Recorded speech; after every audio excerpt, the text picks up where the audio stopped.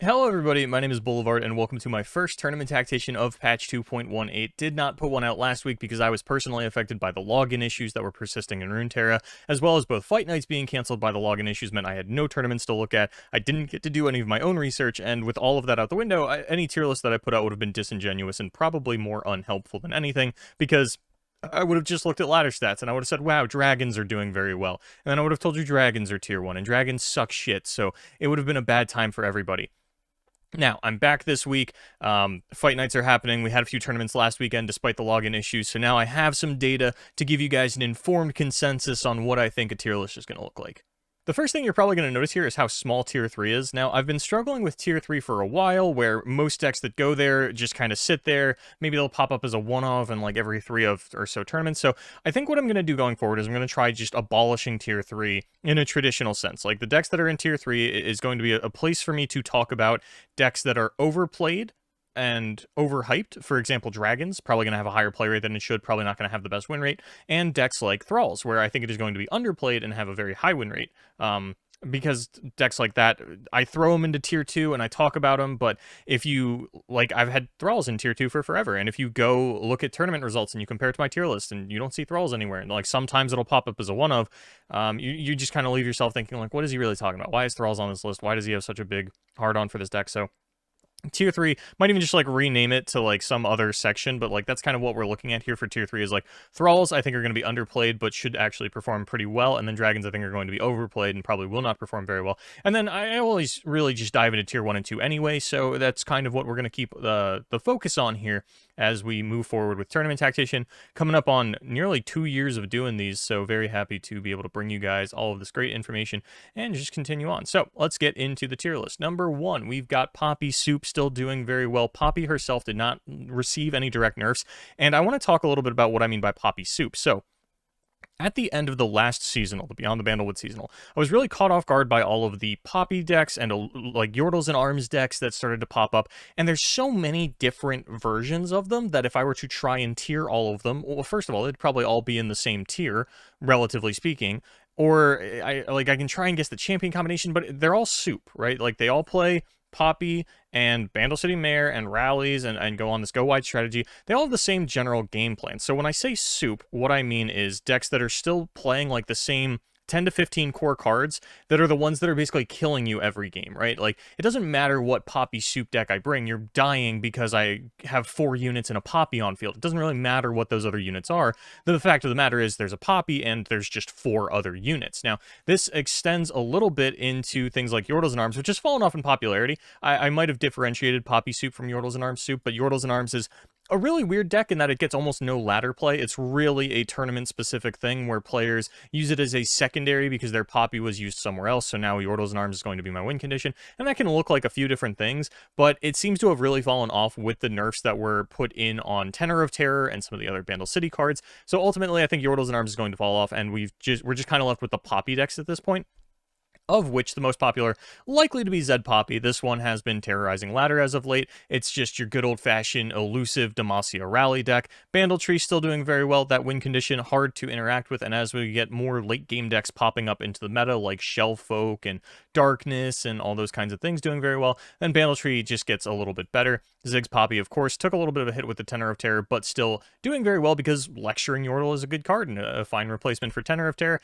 And then Poppy Lux is something that we haven't seen break its way into a major event yet, but Cephalopod swears by it, and he's a very, very good tournament player, so I will take his word for it. And again, it's still just like, sometimes you die because there's Poppy and they're 4 wide. Like, it still plays Bandle City Mare, it still plays Loping Telescope, the same general game plan is applied. And the Poppy Lux list that I found from Ladder only runs 4 spells. It's really Conchologist and Loping Telescope where you're getting these spells for the Lux, Vanguard, Sergeant, another one, and that's sort of, I think, what Yordles and Arms is going to look like for now, is the Poppy Lux builds, where you're using Vanguard, Sergeant, rather than Yordles and Arms, and playing a game plan like that so that you have a little bit of over-the-top damage in the burn available with the Lux, who is now able to shoot an open board, probably the more impactful change for Lux in that regard. But in terms of like Poppy Soup, you know, you can run some of these without Poppy, and that's going to be fine.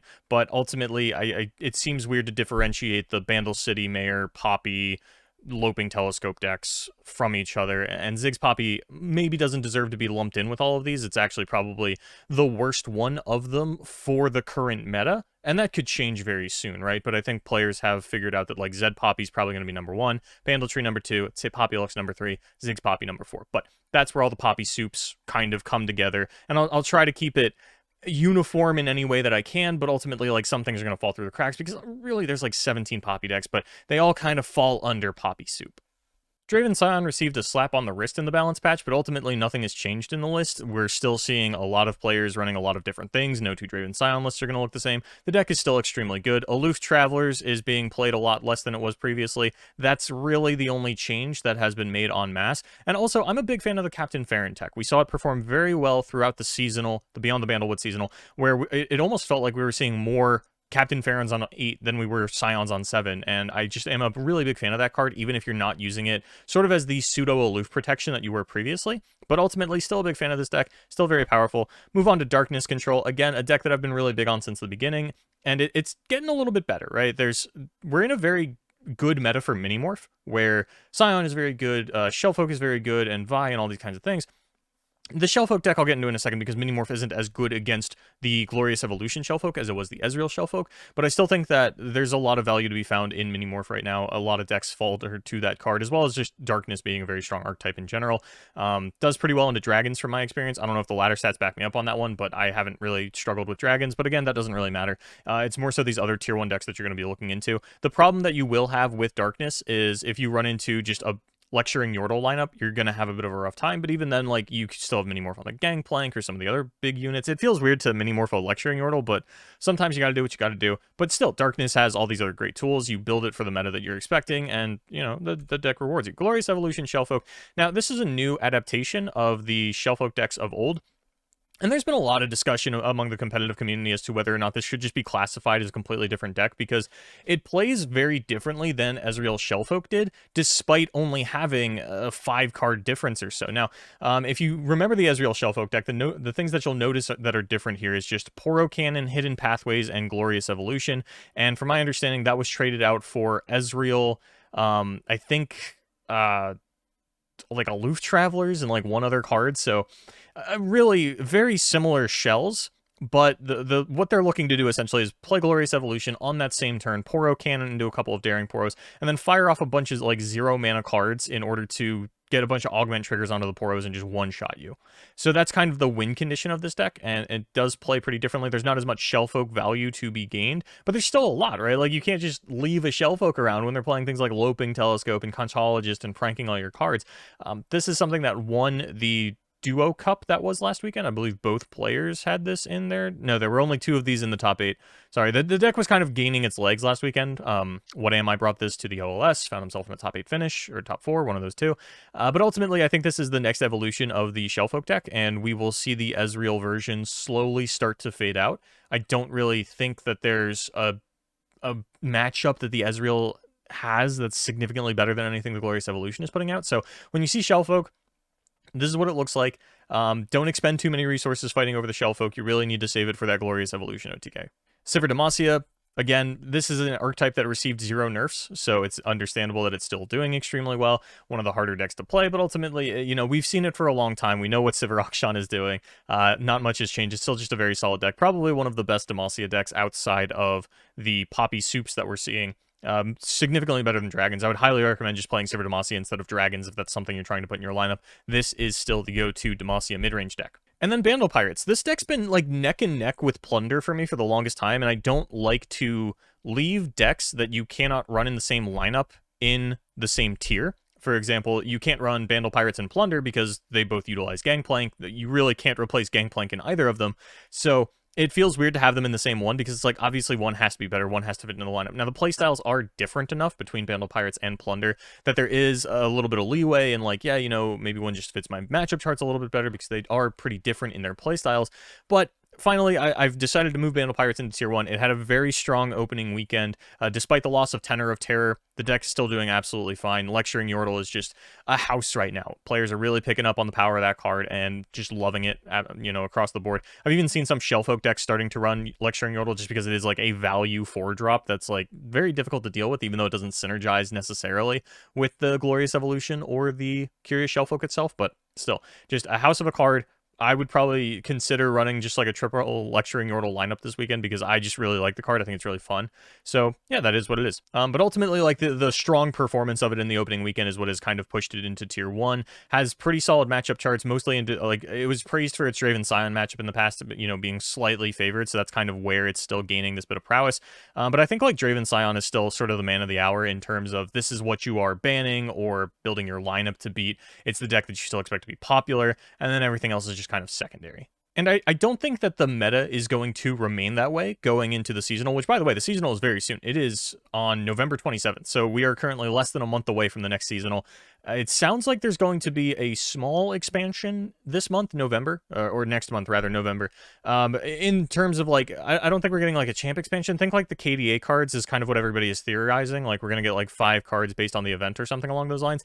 Not guaranteed. I don't have any inside information on that. I'm just kind of gathering speculation from other players, and that's what the consensus everybody seems to have drawn. So take that with a grain of salt. But even if we don't get any new cards, I think that we are going to move away from Draven Scion as the ban this or play around this style of gameplay. Obviously, like, Nami fell off really hard, and that was a big Draven Scion counter, so, things are a little bit more open now, because there were some decks that, like, they needed to ban Scion, but they also needed to ban Nami, and the two were being run together quite often, so it was a little bit of a mess, and now we're getting things like Glorious Evolution Shellfolk popping up en masse, with a lot of good players really going over to something like this. But going into Tier 2, Bandle City Swain, new deck.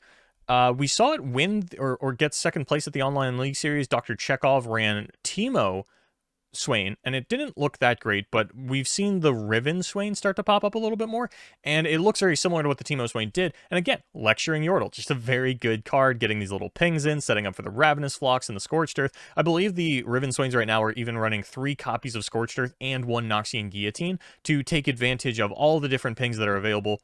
This is sort of like your new Noxus control deck in the way that Gangplank, Twisted Fate, and Twisted Fate Swain were in the past. Just like this is your Ravenous Flock deck, especially with Draven's Ezreal sort of, getting knocked down a peg and then getting knocked down a peg by the nerfs thanks to the Draven nerf, and the, getting Fearsome instead of Challenger on to the Twin Blade Revenants was a lot worse for Draven Ezreal than it was for Draven Scion. So if you just really want to play Ravenous Flock, this is the deck that you want to be looking at right now. Very fun. Expected to be very popular this weekend just because, like, it is a fun deck, and we still are far enough away from the seasonal that we're not, like, hard into prep mode, despite it being the fact that we are probably in the same format that we will be for that seasonal. I think that, like, you're going to see this a fair amount this weekend because players just really enjoy playing the deck. And then Spooky Viego, been performing pretty well again. Cameron Hanzo and Aikado just running this deck through the Duo Cup tournament, and then second place got it as well. So it's another deck where it's, it doesn't feel phenomenal to me in certain matchups, but you're not running into those matchups that often, right? Like, Spooky Viego gets hosed by Darkness, and I've said in the past that, like, I thought Spooky Viego wasn't going to be very good because it loses to Darkness so hard, but it does do pretty well into enough of the field otherwise that you can just run it, and you probably don't even have to ban Darkness per se if you run into it, but, like, Thresh is just doing some pretty good things right now with all these Poppy decks running around. You do pretty well at not getting blown out by Lecturing Yordle. You don't have a lot of things that they can really ping off. And I think that the Spooky Viego playstyle is just so wildly different from the rest of the meta right now that it's finding a very good spot because it can't be countered very easily. Plunder, still strong, still solid. Nothing too crazy to say here. I do want to mention that out of all of the Freljord splashes that we've been seeing as of late, Plunder has unanimously moved over to the one of Field Rush, away from the Three Sisters, away from the Babbling Bjerg, and away from the Ice Shard. It's all one of Field Rush. That's where we're at right now. Possibly because people are expecting someone to bring Targon's Peak, and they're like, I'll get my Field Rush out, but that just kind of is what it is. Lee Sin, again, knocked down a peg because the loss of Zoe Nami does mean that you have a little bit of a harder time in this counter Draven Scion matchup. Also, your Bandle Tree got a little bit worse with the loss, or with the nerf of Tenor of Terror. Now, you don't main deck Tenor of Terror in Bandle Tree, but it was a pretty solid defensive option to get off your Bandle City Mare.